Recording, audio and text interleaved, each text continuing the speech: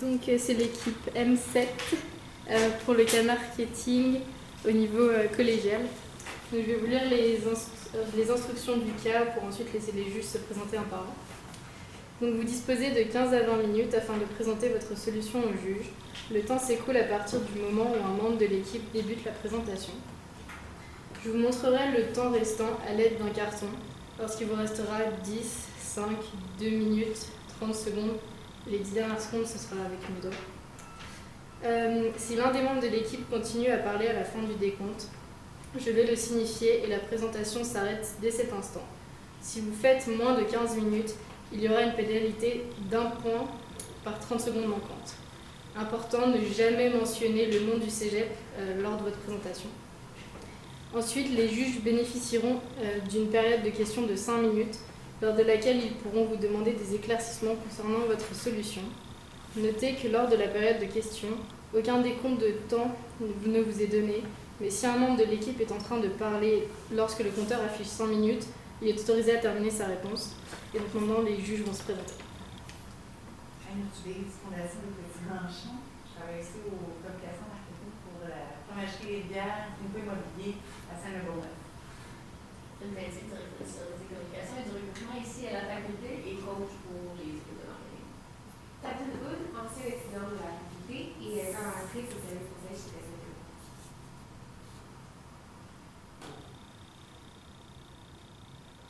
On commence avec la résolution de notre cas qui est de Sushi. Moi, je vais vous présenter mes collègues Guillaume Dubois-Bernier, Maxime Paradis et moi, Alex-William Bélanger. Tout d'abord, on sait que dans le marché de la restauration, c'est extrêmement compétitif. On sait que c'est important de se différencier des autres compétiteurs et c'est pourquoi l'élaboration d'un bon plan marketing est primordiale. C'est ce qui pourrait venir à la perte de l'entreprise dans le pire des cas. D'abord, on va y aller avec le plan de la présentation. On va parler vraiment de la problématique, la présentation du mandat, l'analyse FFOM, les 4 P du marketing mix, la présentation des stratégies, le retour sur la problématique, conclusion et la période de questions. Alors, tout d'abord, avec la problématique, on a su que justement, Sushi, il y a un faible achalandage de clientèle qui vient dans le restaurant. De plus, il y a une difficulté à fidéliser leurs clients. Justement, notre objectif, ça va être justement pour contrer ce problème-là, de faire une diversification de services pour justement qu'il y ait plus de clients fidèles. Tout d'abord, notre mandat, c'est de proposer un plan marketing pour fidéliser la clientèle. Le budget qui nous était donné était de 3 000 $ pour un an. Maintenant, on va y aller plus avec l'analyse FFOM de l'entreprise. Tout d'abord, une des forces de Sushi Yin, c'est justement qu'il a le prix le moins cher de ses compétiteurs directs, puisque je vous disais, c'est Sushi, Taxi, Yuzu Sushi, justement dans les directs, justement, c'est le moins cher. De plus, il y a un emplacement où il est situé Sushi Yin, très intéressant.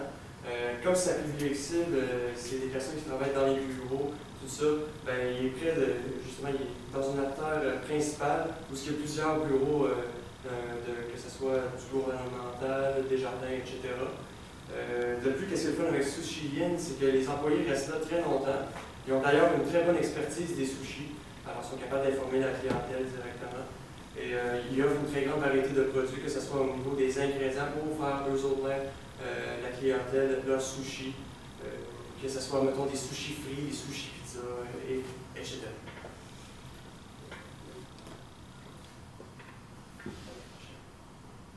Maintenant, on va parler plus des faiblesses.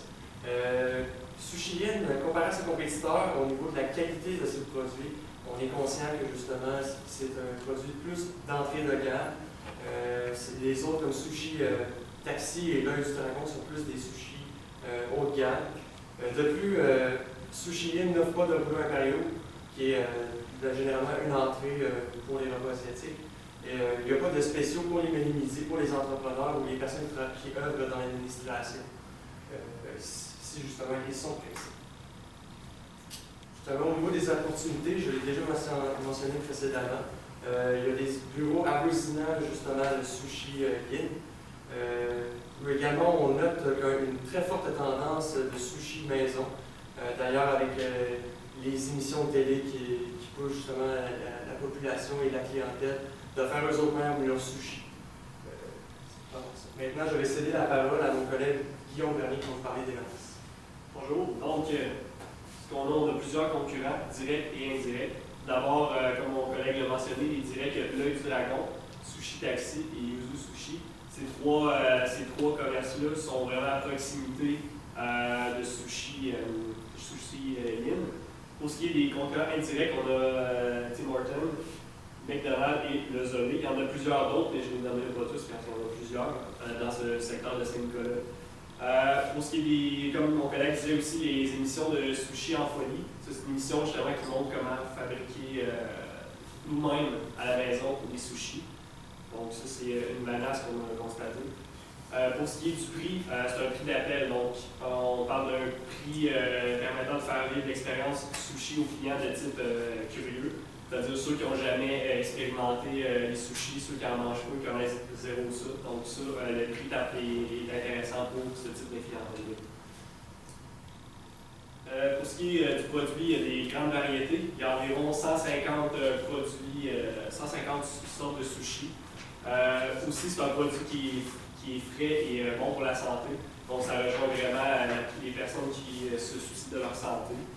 Pour ce qui est, c'est un produit aussi d'entrée de gamme, donc vraiment accessible pour tous, pour ceux qui n'ont jamais goûté des sushis. Pour ce qui est de la distribution, c'est dans l'emplacement stratégique, c'est-à-dire à proximité des bureaux et des artères principales, et aussi près des réseaux de transport en commun. Il y a aussi une franchise avec un réseau de distribution préétabli, c'est le groupe MTY qui possède 47 franchises. Donc, si on a besoin d'approvisionner, ça va être vraiment facile puisqu'il y a beaucoup de. MTY possède beaucoup de franchises à proximité de pour ce qui est de la communication, il y a les réseaux sociaux. Ils sont présents sur Facebook et Instagram. Sur Instagram, il y a beaucoup de photos montrant leurs produits. Aussi, ils offrent aussi une communication postale avec des rabais postaux qui sont applicables en magasin. Ils sont présents dans le carnet de rabais Passeport Tournant qu'ils appellent. Donc, c'est des petits coupons rabais qu'on peut venir qui offrent des rabais finalement en magasin sur les sushis. Donc, on va vous présenter nos stratégies. Donc, premièrement, on a le service de livraison. On a aussi eu l'idée d'un atelier d'introduction à la préparation de sushis. Aussi, puisqu'il n'y a pas de spéciaux midi, on a adapté ça, on a dit qu'on va créer un, et en plus pour un spécial menu midi pour les gens d'affaires. Donc, pour la première stratégie, on a le service de livraison. On a une clientèle cible qui s'adresse vraiment exclusivement aux gens d'affaires. Donc, les gens d'affaires, justement, qui n'ont pas beaucoup de temps le midi pour dîner, on peut faire une trentaine de minutes. Donc, ils n'ont pas vraiment le temps de se déplacer, aller chercher leur lunch. Donc, on a une économie de temps là-dessus. Dans le fond, notre service de livraison, c'est juste sur les heures de midi, donc à peu près de 11h à 14h environ. Ça va nous permettre de fidéliser justement ce type de clientèle-là. Donc, je vais maintenant céder la parole à mon collègue Maxime pour présenter les autres stratégies. Ah oui, excusez, la mise en œuvre. La mise en œuvre, comment on va faire ça? Dans le fond, on va acheter une enseigne mobile pour le véhicule de livraison. Donc, pour afficher que dans la population, à la population de Saint-Nicolas, on offre un service de livraison. Ensuite de ça, on va charger des frais de kilométrage. Ce ne sera pas des frais super élevés parce que les bureaux sont vraiment à proximité. Donc, ce ne sera pas un problème. Donc, maintenant, je vais vous parler d'une autre stratégie à laquelle on a pensé. Ce serait la possibilité d'offrir un atelier d'introduction pour la préparation sushi. Donc, on sait que les tendances aujourd'hui, les gens sont un peu foodies, comme on dit. Donc, on aime ça se faire des bons repas à la maison. C'est certain que c'est intéressant d'aller au restaurant, mais les gens, de plus en plus, on aime cuisiner, on apprend à cuisiner, tout ça. Les sushis, c'est quelque chose de différent. C'est une nouvelle culture qui est déjà ici depuis quelques années. Mais bon, c'est certain que la différence entre les sushis qu'on achète et le fait de les fabriquer nous-mêmes à la maison. Donc, c'est certain, comme on avait mentionné, pour ce qui était de l'émission de télévision, des sushis en folie, ça peut être intéressant de le voir et de le suivre à la télé, mais c'est certain qu'il n'y a rien qui équivaut à avoir le support de pouvoir avoir quelqu'un qui nous le montre directement. Donc, c'est sûr que nous, en faisant des ateliers comme ça, on s'adresse à la population qui veut en connaître plus sur les produits, qui veut apprendre à maîtriser l'art de faire le sushi et de réussir surtout. Donc, c'est certain que nous, on voulait s'orienter sur cette stratégie-là. Comme on l'a mentionné, on a du personnel de qualité qui connaît beaucoup le domaine, qui a une expertise qui est intéressante, puis du personnel qui est là depuis plusieurs années. Donc, nous, de la manière qu'on voyait ça, on a du personnel qui a une certaine habilité à former, parce que c'est certain qu'il faut former le personnel. Donc, on a des gens qui ont cette compétence-là aussi. Donc, on irait avec quelqu'un à qui on offrirait un support pour pouvoir donner les cours d'atelier finalement. Donc, ça se fait directement dans notre magasin. Donc, on voudrait offrir la possibilité de venir le faire sur place.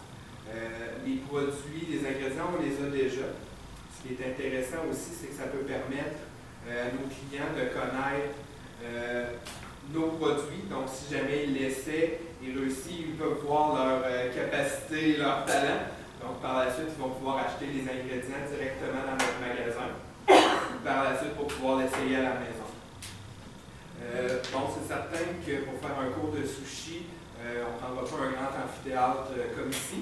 Donc, à ce moment-là, on faisait plus un groupe d'une dizaine de personnes. Puis, à ce moment-là, on irait à une fréquence d'une fois par mois. Donc, ça va nous permettre en limitant les places en plus, on va pouvoir avoir vraiment des gens qui ont de l'intérêt pour ça. Donc, le prix qu'on voulait attribuer à cette mesure-là, on voulait l'égaler vraiment seulement le prix de base pour les ingrédients, le prix du coûtant qu'on défrait pour ces ingrédients-là. Donc, c'est certain que c'est une autre raison pour amener les gens à venir l'essayer. Puis, c'est un risque qui est comme à faible coût pour eux. Puis, étant donné que nous, on a quand même notre réseau de franchise pour l'approvisionnement, pour nous, c'est facile d'avoir les ingrédients à ce niveau-là. Puis, on va vous parler plus en détail des modes de communication. Donc, entre autres, pour des inscriptions, on prévoyait faire ça en ligne. Ou sinon, il y a toujours la possibilité de faire ça en personne. On est conscient que dans notre clientèle, on a des gens qui sont peut-être moins habitués avec les médias sociaux, donc parfois des retraités ou autres qui pourraient avoir de l'intérêt. Donc, on va leur offrir la chance de s'inscrire quand même sur place. Donc, également, on a parlé de nos gens d'affaires qu'on voulait rejoindre. C'est certain qu'un 30 minutes pour dîner, c'est assez court. Donc, c'est sûr qu'on voulait essayer de s'aligner un peu sur la concurrence. Il y en a d'autres beaucoup qui offrent déjà la possibilité d'avoir un menu d'affaires, un menu du midi. On voulait l'offrir nous aussi. Puis à ce moment-là, pour pouvoir leur assurer, c'est sûr, personnellement, je dirais que je connais un peu moins la cuisine asiatique. Donc, avoir une entrée principale, puis pour que ce soit rapide, un prix abordable aussi, puis finalement qu'ils puissent profiter de leur période de dîner. On voulait également avoir la possibilité de nos clients qui sont curieux. C'est certain que les sushis, il y a encore une partie de la population qui ne connaît pas ce produit-là, pour qui ça peut sembler bien nouveau et qu'est-ce que ça goûte, puis de quoi ça a l'air, puis c'est tout quoi son cru, on ne sait pas c'est quoi, on ne sait pas si on aime ça. Mais on se disait qu'aussi permettre un menu midi un peu découvert. Donc ça leur permet d'essayer à des différents styles, différents types de sushis peut-être plus communs.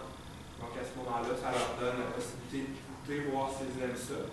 Parce que c'est certain que quand on va chez un concurrent qui le prix est beaucoup plus élevé, c'est sûr que ça peut être un frein peut-être pour quelqu'un qui voudrait l'essayer, qui est moins certain de son choix.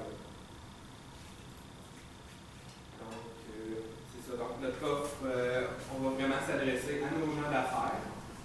Donc, c'est ce dont on parlait. Puis, également, on va faire des promotions pour les nouveaux clients. Donc, c'est ça, notre menu un peu découverte. Ça va nous permettre ça va permettre aux clients, parce qu'on avait dans nos données du cas que les gens qui faisaient l'expérience des sushis, les curieux, bien souvent ils ne revenaient pas ou ils venaient l'essayer. Donc, c'est sûr, quand ils allaient avec le menu découverte, on va essayer de leur faire goûter quand même quelques variétés. Puis par la suite, notre personnel qui est quand même bien qualifié va pouvoir les aider s'ils reviennent pour les orienter vers d'autres choix, d'autres catégories de sushis qu'ils pourraient aimer en fonction du menu découverte qu'ils ont essayé. Puis on voulait également avoir la possibilité de tenir des dîners d'affaires. Donc c'est certain que ça peut être intéressant aussi. On fait quelque chose de différent, d'amener par exemple un client dîner, d'essayer les sushis. Donc on voudrait avoir également un menu qui va s'orienter dans cette catégorie-là. Donc pour permettre ça aux gens d'affaires. Donc si on revient sur notre problématique, c'est certain que nous, ce qui comptait, c'était d'avoir 3 stratégies pour fidéliser. Donc, c'est certain que si on y va avec notre stratégie pour la livraison, on peut penser qu'une période de 30 minutes, c'est assez court pour dîner. Si on prend le temps de descendre, d'aller mettre son manteau, de se déplacer sur place, on arrive à quoi? 15-20 minutes de dîner. Tandis que là, si on a la possibilité d'avoir la livraison, l'employé peut commander, puis la réceptionniste l'appelle au moment où son repas est arrivé en bas. Donc, ça qui peut être intéressant.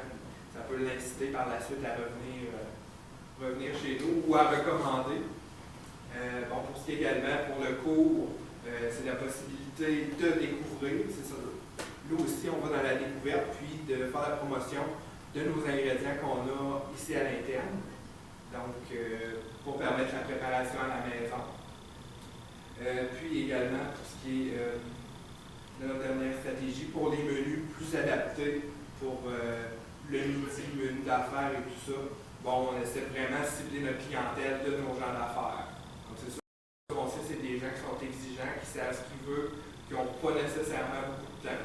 Donc, c'est sûr que si on fait un produit qui est plus adapté à leurs besoins, et à ce moment-là, on veut mieux répondre à leurs demandes. Puis, c'est certain, on ne vous cachera pas que notre but, c'est d'augmenter l'achalandage, surtout sur l'heure du midi. Donc, c'est vraiment à ce moment-là, parce que, le soir, c'est certain qu'on a des jeunes familles aussi, donc c'est sûr qu'on finit de travailler, on va à la garderie, on va chercher les enfants et tout, donc ça peut être un peu plus, on peut être un peu plus à la course, comme on dit. Donc, c'est vraiment pour l'heure du midi, c'est des gens qui sont vraiment dans notre zone géographique qu'on va aller rejoindre. Puis également, c'est pour augmenter les parts de marché. C'est certain qu'il y a beaucoup de concurrents. Il y avait déjà 3 autres magasins de sushis qui étaient directement dans notre secteur. Donc, c'est sûr que eux, par rapport à la qualité, il y avait une offre qui était plus concurrentielle. Nous, à ce moment-là, on veut y aller plus au niveau des services. Donc, le menu qui est plus personnalisé ou les autres services connexes dont on vous a parlé. Puis également, les produits promotionnels qu'on parlait également de notre magasin qu'on pourrait mettre en vente également. Donc, c'est ça, comme on l'a mentionné, la concurrence est assez féroce. On le sait dans le domaine de la restauration, il y a beaucoup de restaurants qui ouvrent, beaucoup de restaurants qui ferment. C'est certain qu'avec le réseau de franchise, on va essayer d'utiliser tous les avantages qu'on peut avoir, notamment concernant l'approvisionnement des produits. Donc, c'est sûr que c'est ça qu'on va prendre en considération. Puis, si c'est différencié, des sushis, on en offre à plusieurs endroits. Donc, nous, qu'est-ce qui ferait que nos sushis sont plus intéressants? On veut offrir quelque chose de vraiment personnalisé parce que aujourd'hui, c'est sûr que si on y va dans le standard, ça ne nous permet pas vraiment de se différencier de nos concurrents. Donc, nous, on veut vraiment mettre l'accent finalement sur le service qui est personnalisé. Puis, c'est certain que pour avoir un service personnalisé, ça prend du personnel de qualité, du personnel qui connaît ses produits, qui sait où est-ce qu'il s'en va finalement. Donc, c'est pour ça. C'est certain qu'on est conscient, par exemple, entre autres, pour les petits ateliers, il va falloir offrir au personnel, il va falloir développer un peu un cahier de formation. Donc, c'est sûr, il va falloir coacher en ce moment-là en support avec le gérant du magasin. Parce que, bon, c'est certain qu'on va être très bon pour fabriquer des sushis, mais le fait de transmettre la connaissance, ça, c'est une autre histoire. Mais on s'est dit qu'en partant, si on a des gens, il faut d'abord maîtriser la connaissance avant de la transmettre. Puis pour nos employés, cette étape-là est déjà atteinte. Donc, c'est ce qui nous amène à passer à la deuxième étape, finalement, de diffuser ce savoir-là. Donc, c'est ce qu'on va faire dans le cadre de nos formations. Puis, il y a le fait aussi que c'est des employés qui le connaissent déjà. Donc, c'est des visages familiers. Bon, c'est certain qu'on est habitué, c'est toujours le même commis qu'on voit à peu près tous les jours, chaque fois qu'on vient faire notre commande. Puis à ce moment-là, on le connaît déjà. Donc, ça peut être toujours un peu plus facile de faire affaire avec cette personne-là pour faire finalement la formation. Puis, donc c'est ça. C'est le volet ressources humaines qui est associé à notre projet. Donc, c'est certain qu'on a essayé de couvrir les différents services offerts au sein de notre entreprise. Donc, c'est ça, c'est pour se différencier finalement de nos concurrents, d'avoir une plus grande offre. Puis, c'est ça, pour pouvoir permettre à Sushi Inn finalement de se différencier des concurrents et d'offrir des produits et un service de qualité qui va faire que les clients vont être intéressés de revenir chez nous dans notre commerce sur la rive sud à Saint-Nicolas. Donc, c'est terminé. À ce moment-là, on est avec la période de discussion.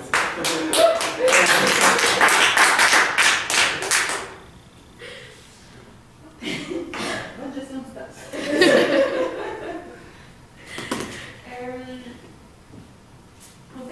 J'ai une question. Okay, donc, parmi le plaisir à la clientèle, vous parlez beaucoup de la clientèle, mais je voudrais pas vraiment définir. Est-ce que vous pouvez me parler un peu plus de leurs habitudes de consommation, c'est où qu'ils vont, c'est qu'est-ce qu'ils mangent, quel prix ils sont prêts à débourser dans leur sushi? Oui, c'est simplement qu'on a diffusé ça pour nos stratégies. On est allé avec les poissons de clientèle, on est allé avec le curieux.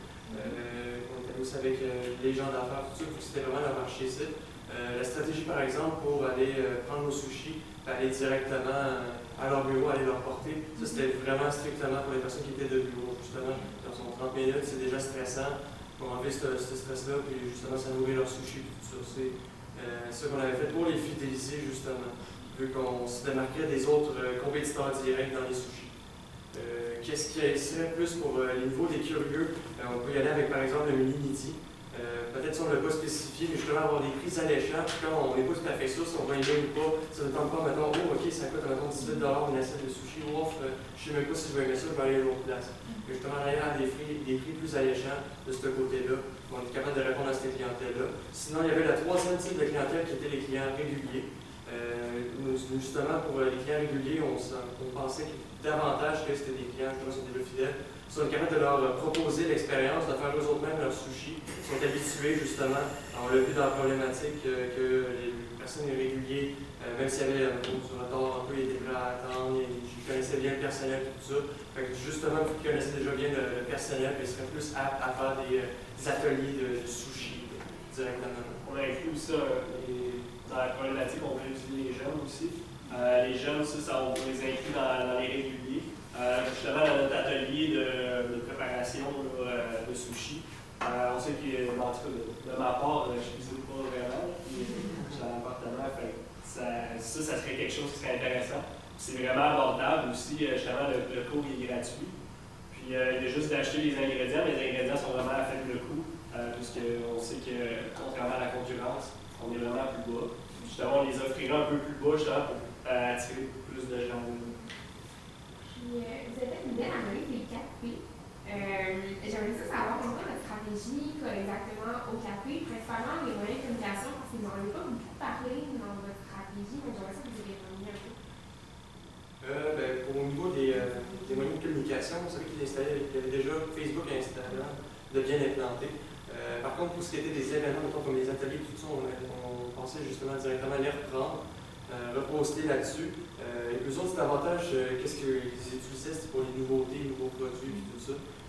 Ce côté-là, on a skippé on avait une diapo sur la communication, c'est peut-être pas le bon de s'élever, mais on avait vraiment toutes les communications. Dans le fond, nous, c'était de distribuer des flyers qui parleraient justement des cours qui sont offerts, l'atelier, puis aussi du nouveau spécial midi à ce moment-là. Dans le fond, les livreurs, quand ils livreraient dans les bureaux, ils offriraient ça.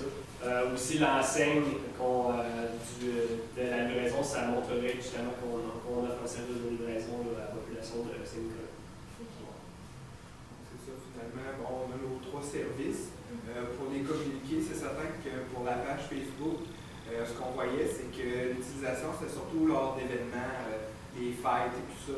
Nous, on voulait être un peu plus présents, donc avec du contenu qui est en lien avec les nouveaux services qu'on offre finalement. Peut-être mentionner de temps en temps les différents prix des nouveaux produits. Donc, pas simplement faire de la promotion, mais c'est la Saint-Valentin, le petit assiette de sushi, c'est toujours agréable, mais parler qu'on a une offre de produits, ou par exemple, il y a des inscriptions pour le cours vont commencer bientôt, donc si vous voulez communiquer avec nous, donc ça. Il y avait déjà une carte de fidélisation qui était avec le cas, donc on trouvait ça qui était bien. On va continuer d'utiliser finalement. On voulait aussi afficher le menu directement sur la page Facebook puis renouveler s'il y a de nouveaux produits qui s'ajoutent à ce moment-là. Donc c'est sûr que ça va permettre aux clients justement de voir tout le menu directement en ligne, faire des choix puis voir un peu les prix aussi. Moi j'avais une petite question. C'est quoi l'avantage selon vous que le Sushi Inn de Saint-Nicolas fasse partie d'une bannière, soit un franchise, c'est l'avantage. Vous allez, dans le fond, me proposer d'aller, de bénéficier au maximum, ça serait quoi? Au niveau de la franchise, on a déjà des produits, je veux dire, présélectionnés, on a déjà notre liste de fournisseurs de ce côté-là. Justement, pour les cours, tout ça, on s'attendait justement à avoir une plus grosse commande de produits pour faire les cours de sushi. Vu qu'on avait déjà nos fournisseurs, qu'est-ce qu'on trouvait intéressant, c'est que tout simplement on pouvait les contacter, demander une plus grande quantité, par exemple, de la viande de poisson spécifique au sushi qu'on voulait faire. C'est pas mal de ce niveau-là qu'on trouvait c'est vraiment intéressant au niveau de la franchise. Deuxièmement, il y en a déjà qui sont implantés un peu partout dans la région de Québec, que ce soit aussi de Montréal, tout ça. Alors, la franchise nous permet d'avoir une meilleure visibilité au lieu que ce soit juste un petit, je veux dire, un commerce indépendant avec déjà sa bannière, mettons, je veux dire un sushi chez Joe par exemple, quelque chose comme ça, je veux dire qu'il n'y a pas de notoriété, c'est un exemple, mais je veux dire que ça a déjà une plus grosse notoriété, c'est ça que je veux dire, de cet aspect-là, avoir un sushi et une bannière. J'ai une autre petite question. Excusez-moi, mais là. Juste Ouais, une allez-y. question, c'est quand même important pour moi, parce que vous êtes comme, au niveau de la carte fidélité, on la bolit ou on la garde? On la garde. J'en avais parlé, hein? Oui. J'étais plus sûre, c'était quasiment plus un bout qu'un autre, pas plus loin que ça. Ah ben merci.